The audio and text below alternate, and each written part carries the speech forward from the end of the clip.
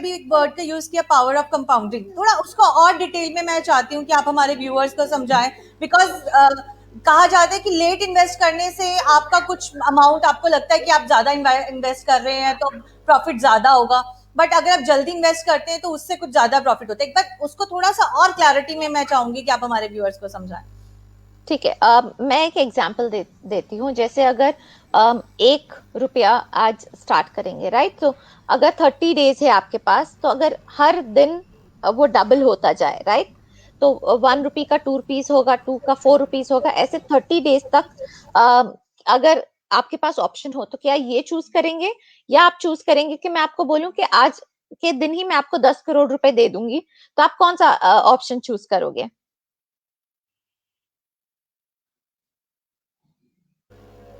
Right, right. जिन्होंने first option choose किया कि आज 1 रुपी पीस है, जिन्होंने वो ऑप्शन चूज किया कि आज 1 रुपी है, कल 2 रुपीज, ऐसे ऐसे वाला ऑप्शन जिन्होंने चूज किया, वो रियलाइज करेंगे कि जो 30th डे पे है, उनका ऑप्शन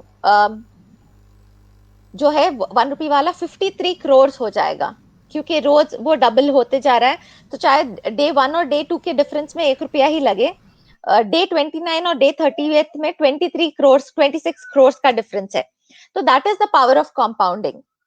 और जिन्होंने 10 करोड़ रुपए आज ही लिए, उन्होंने शायद 8-10% भी अगर कमा दिया महीने के, तो भी उतना नहीं बना है। तो कॉम्पाउंडिंग का ये मतलब है कि धीरे धीरे जो आपका बढ़ रहा है पैसा, वो जितना आप उसको लंबा टाइम दोगे, चाहे वो कम रिटर्न होगा, बट वो कंसिस्टेंटली बढ़ते रहेगा। इक्विटी में ऐसे ही होता है, जैसे आप उसको लंबा समय देंगे तो वो आपका कंपाउंड होते रहता है और बढ़ते रहता है, चाहे बीच में उतार चढ़ाव हो, पर लंबे समय के लिए बढ़ते रहता है। मैं आपको एक और एग्जांपल दूंगी। 2003 2004 में अगर किसी ने इन्वेस्ट किया है, एक एवरेज स्कीम में इन्वेस्ट किया है, वन टाइम इन्वेस्ट किया है 2 लाख रुपए, और 2017 में अगर निकाला है पैसा, तो आपको मैं पूछती हूँ, एक एस्टिमेट लगाइए कि कितना पैसा 2 लाख बना होगा, जो उन्होंने विड्रॉ किया 2017 में। एक अंदाजा लगाइए, एक नंबर दीजिए मुझे, कुछ भी आपके हिसाब से कितना पैसा निकाला होगा। कुछ भी, मतलब हो सकता है 10 लाख रुपए। तो आपको भी आश्चर्य होगा, 55 लाख रुपीज ऑलमोस्ट विड्रॉ किया, जिन्होंने 2 लाख रुपए इन्वेस्ट किया था टू अच्छा। थाउजेंड सिक्स में। 2017 में ऑलमोस्ट 50 लाख प्लस विड्रॉ किया है। तो this is the power of compounding. आप जो अपना पीएफ का भी पैसा देखते हैं, वो भी कंपाउंडिंग की वजह से ही इतना बढ़ते रहता है।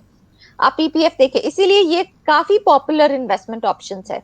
पावर ऑफ कंपाउंडिंग को एथ वंडर ऑफ द वर्ल्ड कहा गया है। और ये कहते हैं कि एल्बर्ट आइंस्टाइन ने खुद कहा है कि compounding is the eighth wonder of the world. पर बेस्ट आपके स्पीकर आपके ऑडियंस को मैंने बताया, तो आप मेरा नाम भी कोट कर सकते हैं। जी, ठीक है।